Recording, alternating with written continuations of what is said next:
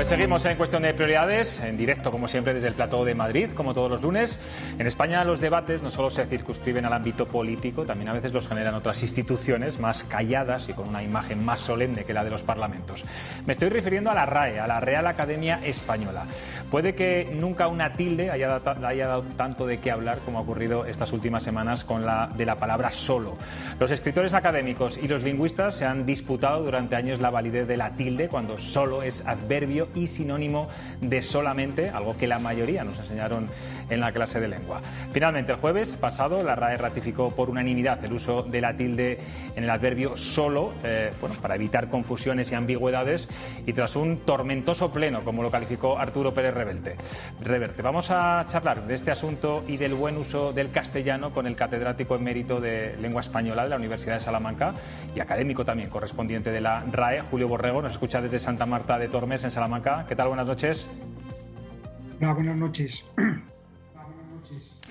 La RAE niega que se haya modificado la doctrina de la ortografía. Entonces, profesor, ¿no ha habido tal polémica ni debate con este asunto y con este acento diacrítico? Bueno, polémica ha habido, lo que pasa es que yo no sé si es una polémica justificada. Yo estoy sorprendido, en primer lugar, agradablemente, porque veo que las cuestiones de la lengua interesan muchísimo, mucho más de lo que yo pensaba. Pero por otro lado, estoy también sorprendido porque, en mi opinión, no ha habido ningún cambio. Desde luego no lo ha habido con respecto a la ortografía de 2010. Pero es que voy a ir mucho más lejos. En la ortografía de 1999, que es la edición anterior a la de 2010, se decía: cuando quien escribe percibe riesgo de ambigüedad, llevará acento ortográfico en su uso adverbial. Esto es exactamente lo mismo que hay en la de 2010. Pero voy más lejos. En las reglas de la Academia de 1959 se decía: la palabra solo en función adverbial podrá llevar acento ortográfico si con ello se ha de evitar una anfibología. Yo no veo ninguna novedad, entonces yo no entiendo por qué ha habido esta polémica en relación con unos cambios que, en mi opinión, no han existido. Señor Borrego, me consta que cuando se hizo este cambio, un amigo suyo le preguntó a usted cómo se distinguirían los dos sentidos de la siguiente frase: esta noche voy a tener sexo solo. ¿Qué le contestó? Yo le contesté que de la misma forma que se distinguía esta noche voy a tener sexo seguro. Es decir, nadie acentúa la palabra seguro porque ahí hay ambigüedad y, sin embargo, nos hemos empeñado en acentuar la palabra solo. Sí, bueno, porque aparte de lo que acabo de decir, de que el acento en solo cuando hay ambigüedad no es nuevo, aparte de eso es que ha habido un malentendido. Es decir, el acento que se llama diacrítico y que sirve para distinguir dos palabras que se escriben igual, en realidad no sirve para distinguir significados, sirve para distinguir una palabra tónica, o sea, que se pronuncia con golpe de voz, de una palabra átona que no tiene golpe de voz, que se apoya en otras para pronunciarse. Por ejemplo, sí como afirmación y sí como condición. Cuando yo digo sí voy, lo pronuncio diferente de cuando digo sí voy. Cuando digo sí voy, que es una afirmación, el sí tiene acento tónico, o sea, tiene golpe de voz. En cambio, cuando digo sí voy, no lo tiene. Entonces, el acento diacrítico lo que distingue no son palabras que significan lo mismo, perdón, que significan cosas diferentes y se escriben lo mismo. Diferencian palabras tónicas de palabras átonas. Y como la palabra solo se pronuncia como adverbio tónico y como adjetivo tónico, no hay ninguna razón para ponerle acento, lo mismo que a la palabra seguro, a la palabra banco, a la palabra vino, es decir, a todas las palabras que tienen más de un significado, que son prácticamente todas en español. Prácticamente no se encuentra ninguna palabra que no tenga dos significados. Si nos dejáramos llevar por esta regla, todos los sustantivos y verbos del español se acentuarían. Entonces, hay que, por la economía de la lengua, más vale suprimir este acento, ¿no? Desde luego.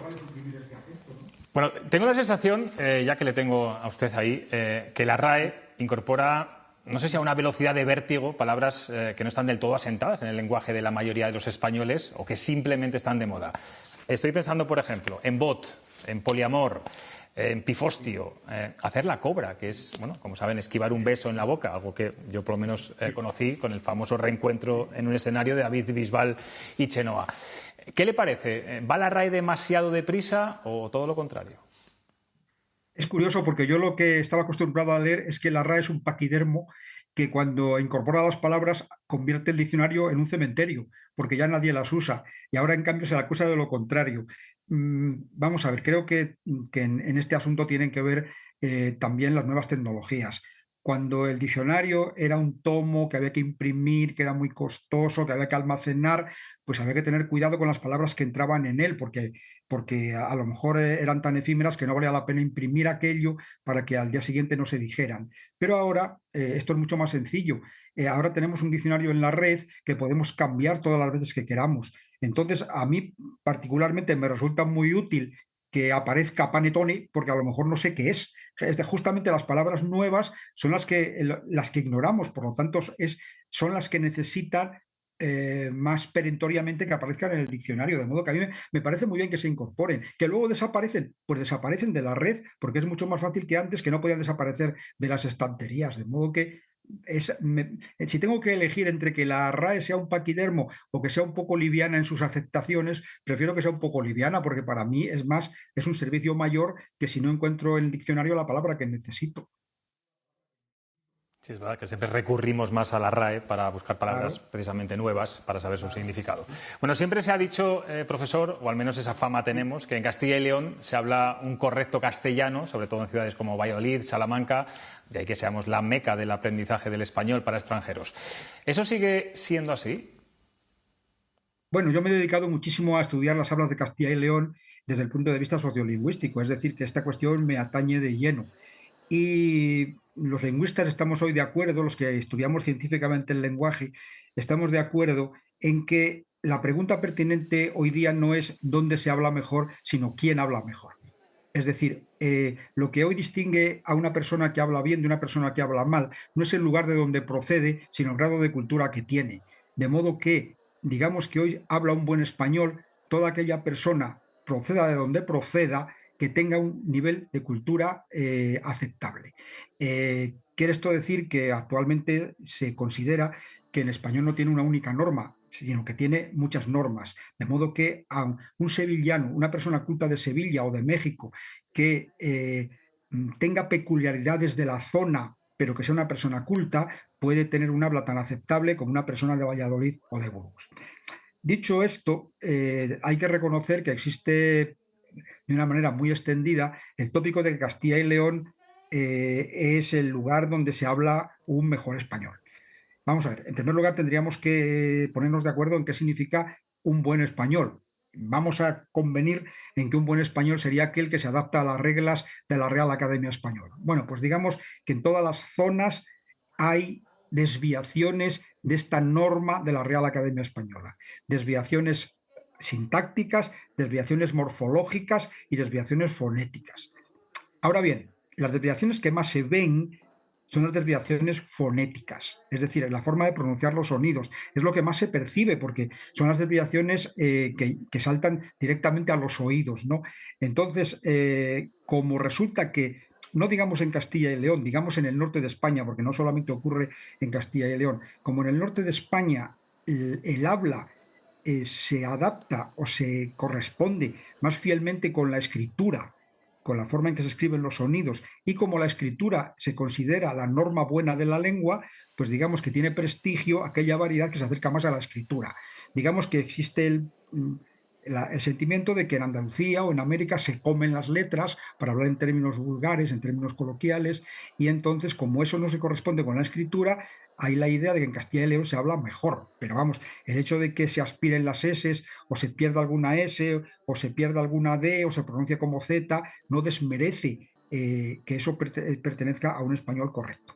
Digamos también que ha contribuido al tópico de que en Castilla y León se habla mejor el hecho de que sea la cuna de la lengua. Siempre tiene más prestigio aquel lugar en que la lengua nació y que le dio nombre. Entonces, como el español se llamó castellano y nació en Castilla, se considera que Castilla es su cauce natural y por tanto es el lugar donde se habla mejor. Lo mismo que la gente piensa que el inglés de Inglaterra es mejor que el inglés de Estados Unidos o de Australia, por la misma razón.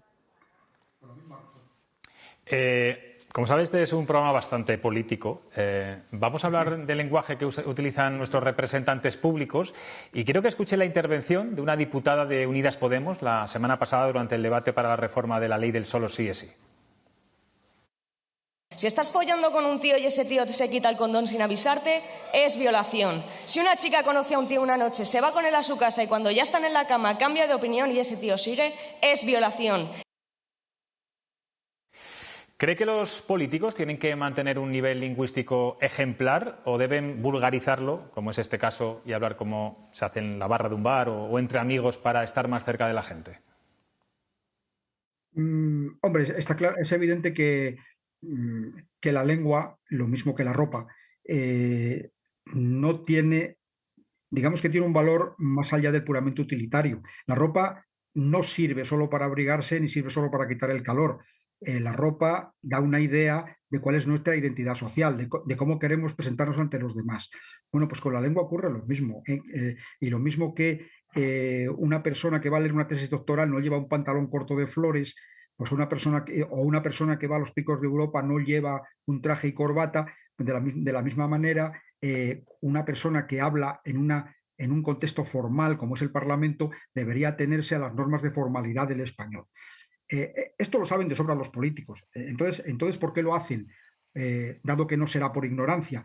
Pues generalmente esto se hace por un afán deliberado de transgresión, es decir, para llamar la atención transgrediendo las etiquetas, exactamente lo mismo que el que se presenta en una boda con unos pantalones vaqueros y se quiere casar con ellos. Quiere manifestar que de alguna manera transgrede aquellas normas en las cuales hace ver que no cree y de paso que las transgrede intenta dar mayor fuerza a su lenguaje. El problema es que esto ocurre la primera vez. Cuando esto se repite, esa fuerza se pierde. Y basta con ver lo que ocurre con la ropa. En este momento los diputados de Podemos utilizan mucho más la chaqueta y la corbata que los primeros días. Es decir, aquella reacción de sorpresa que intentaban transmitir rompiendo el protocolo del vestir ha ido debilitándose y en este momento ya no lo hacen. Pues acabará ocurriendo lo mismo con la lengua, es decir, esa voluntad de sorpresa y de transgredir acabará siendo inútil, se perderá la fuerza y por tanto será un tanto inútil.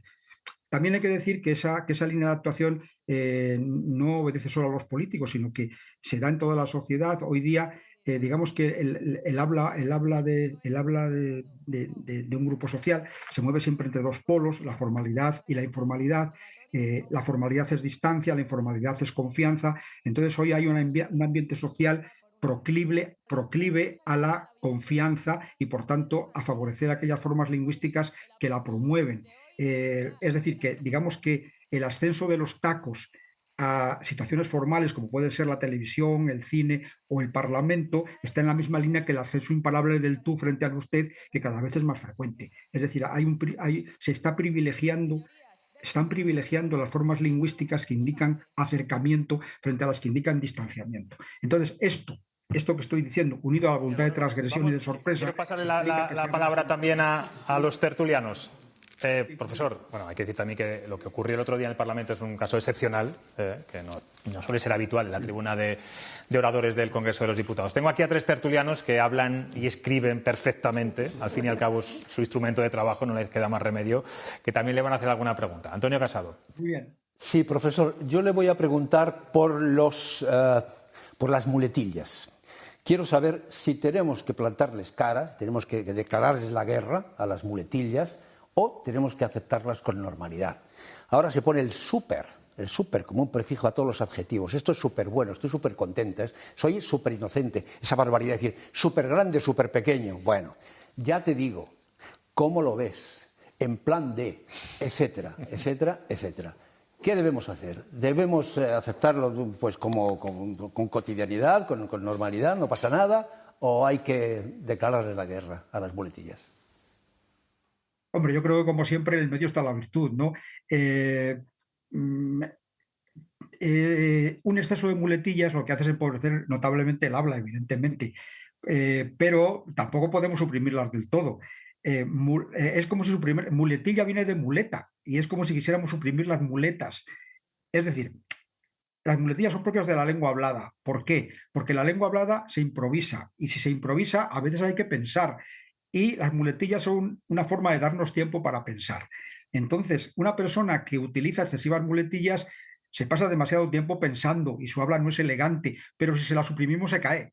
Es decir, no las quitemos de repente. Vamos a dejar que el hablante titubee un poco y las introduzca. Una cosa son las muletillas, otra cosa son, digamos, las frases hechas en que ponemos siempre un mismo prefijo, un mismo sufijo, sin pensar en que hay otros posibles. Eso ya es pereza mental. Pero las muletillas propiamente dichas, que son aquellos apoyos que necesitamos los hablantes para seguir progresando en nuestra elocución mientras se nos ocurre la palabra siguiente, no las podemos suprimir del todo porque nos quedaríamos todos mudos. Entonces, por eso digo que en el medio estaría un poco la virtud. Tenemos también a Miguel Ángel Quintana, que es profesor y que de vez en cuando en los exámenes ve escrito todo junto, por ejemplo, a partir de, por ejemplo, de acuerdo, en fin, esas cosas. Sí. José Luis ha averiguado perfectamente cuál iba a ser mi pregunta, que de hecho era, pues en vez de sobre las muletillas, sobre las faltas ortográficas, ¿no? Si no le preocupa también, como al menos nos preocupa al propio profesor Borrego y a los que somos profesores, la bajada de calidad en la ortografía. Desde la RAE sé que, bueno, que sus recursos son limitados. Si tienen algún tipo de proyecto o de idea para mejorar la ortografía. Es verdad que hoy en día estamos escribiendo mucho más que habitualmente, porque hoy todos tenemos WhatsApp, hacemos correos electrónicos, es decir, probablemente estamos continuamente escribiendo y por lo tanto también leyendo mucho más, y por eso se produce este efecto de leer muchas más faltas de ortografía, pero en todo caso eso también sería acicate para decir, oye, ya que se escribe tanto, ¿por qué no intentamos que se escriba cada vez mejor? Y por desgracia ese no es el caso. Yo entiendo que, por ejemplo, la cuestión del solo, olvidarnos de una vez de la tilde, es una buena medida, porque es una medida simplificadora de la ortografía, y la ortografía cuanto más simple, cuanto más lógica, pues más fácil de aprender y más se respetará.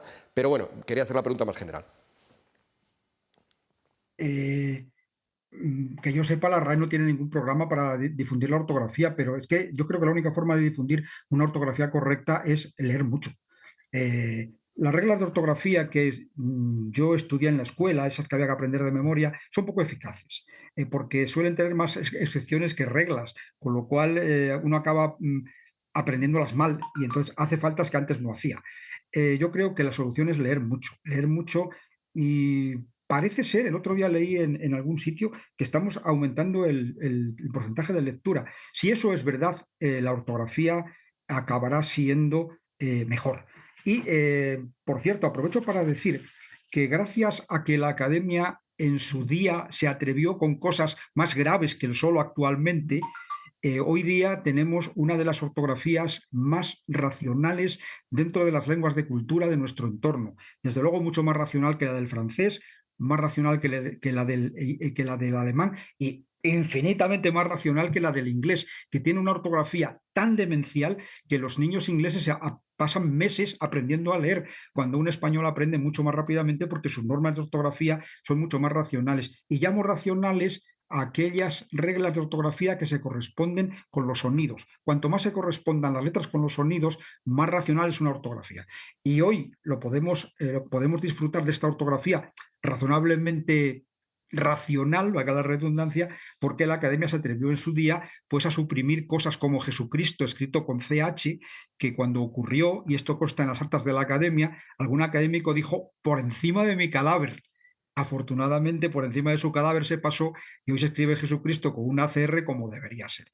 Entonces, todavía nos quedan algunos fallos ortográficos que explican que cambiamos las B por las V, las G por las J, sobre todo una falta nueva debido al yeísmo, la Y por la doble L, pero la ortografía española es lo suficientemente cercana a la fonética como para que esas ortografías, esas faltas de ortografía no proliferen tanto como proliferan en inglés o en francés, por ejemplo. Paloma. Hola, profesor. Buenas noches. Quería preguntarle por los periodistas y por los periódicos. Ahora que se escribe tan rápido, que se escribe tanto en Internet, ¿escribimos peor o mejor que antes? Depende de dónde. En Internet escribimos peor que antes porque lo hacemos más rápido y queremos hacerlo con más economía de medios.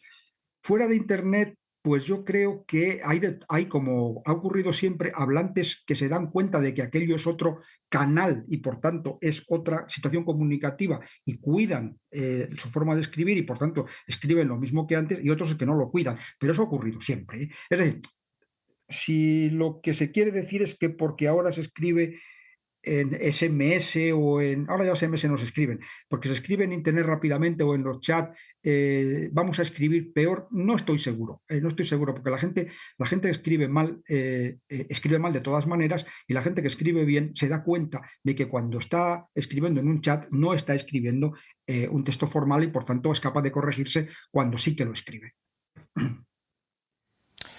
Pues, profesor Borrego, ha sido muy interesante escucharle. Ha sido casi una clase particular de lengua española. Me consta que está trabajando en un manual de gramática para algunos profesores que se lo han pedido con compañeros. Bueno, vamos a ver si lo avala la RAE también este manual, y cuando me dé la buena noticia ya va al programa presencialmente y hablamos de ese manual, que yo creo que va a ser muy interesante. Gracias, de verdad, por atender a Cuestión de Prioridades. Muchas gracias a Televisión Castilla y León por darme la oportunidad de dirigirme a ustedes y al resto de las personas que nos están escuchando y viendo. Gracias.